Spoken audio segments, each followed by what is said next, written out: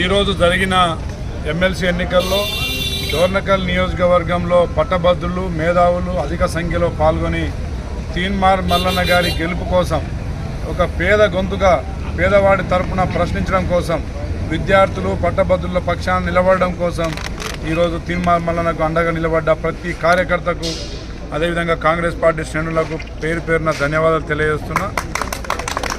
తప్పకుండా తీన్మార్ మల్లన్న భారీ మెజార్టీతో అత్యధిక మెజార్టీతో కనివిని ఎరగని మెజార్టీతో గెలవబోతా ఉన్నాడు. ఇది టీఆర్ఎస్ పార్టీ అడ్రస్ లేకుండా గల్లం తవ్వడానికి ఇది ఒక నాంది అని చెప్పి తెలియజేస్తా ఉన్నా. అన్నలారా, గత 20 రోజుల ప్రచారంలో మరి తీన్మార్ మల్లన్న గారిని మనోవేదనకు గురి చేసి మరి వారిని మానసికంగా అవమానించి లేనిపోని నిందలు లేపి టీఆర్ఎస్ బాడకవుల కంటే ఎక్కువ దోపిడీ చేసిండు తీన్మార్ మల్లన్న. 10 సంవత్సరాలు పందికొక్కులాగా మేసిరు. హైదరాబాద్ పరిసర ప్రాంతాల్లో ఆస్తులు మింగిరు. లక్షల కోట్లు 8 లక్షల కోట్ల ఆస్తి మింగిరు.